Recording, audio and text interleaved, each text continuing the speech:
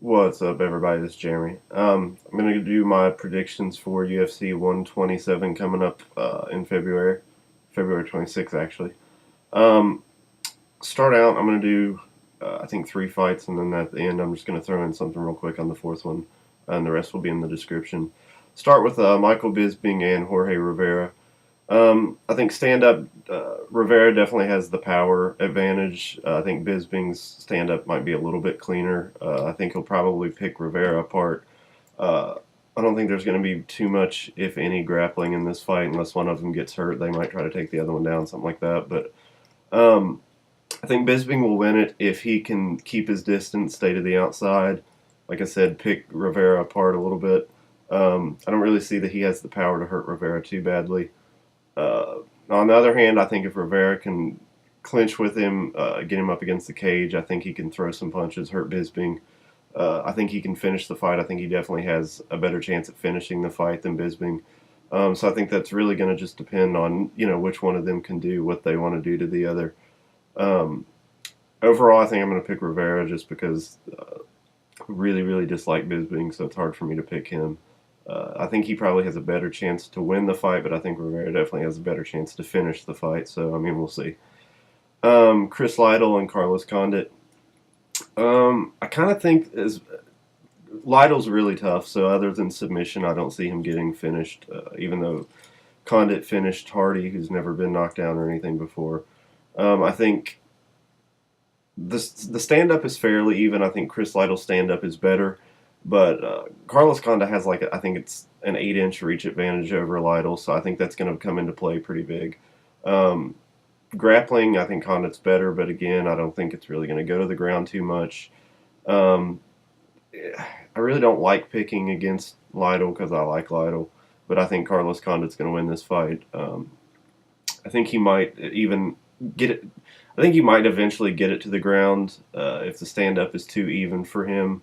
And I could see him pulling off a submission over Lytle, but I just don't see Lytle getting knocked out. I mean, it's possible, but I don't see it. Then BJ Penn and John Fitch. This match is really really tough to call. I know most people are leaning towards Fitch just because he's so much bigger with his wrestling and everything. Now I know that Edgar took BJ down. I know the GSP pretty much took him down whenever he wanted, but the style of takedowns that Fitch does is a little bit different than those guys. Um, GSP and Edgar, they'll basically, double leg, single leg, try to take you down, pretty much run through you to try to get the takedown, like Koscheck's done a lot in the past. I think this fight is going to come down to the wrestling of Fitch and the takedown defense of BJ. I mean, obviously, we know where each of them have their advantages. Fitch has the better wrestling by far. BJ's got the advantage in the jiu-jitsu. I think he's definitely got the better stand-up. So I think it's really going to come down to if Fitch can get BJ down in his clinch up against the cage, which is usually the hardest way to get BJ down because his flexibility and his balance and everything is so good. I think if he can score takedowns on BJ up against the fence and stuff, I think he'll take him down and control him. I don't think it'll be a very exciting fight. But if it stays on the feet, I think BJ will definitely win. I think he'll pick him apart, maybe even hurt him a few times like GSP did. Like I said, I don't really see either one of them getting a finish on this, and that's not because they're boring. I think it's just going to be really tough for either of them to get a finish on the other. Yeah. And the last fight that I want to mention here, just to keep the description a little bit shorter as far as the text, Dennis Siver, whatever. I cannot think of his name all of a sudden. And George Soteropoulos. I think George's stand-up is a little better than people give him credit for. Ground the game, I definitely think George Soteropoulos is better.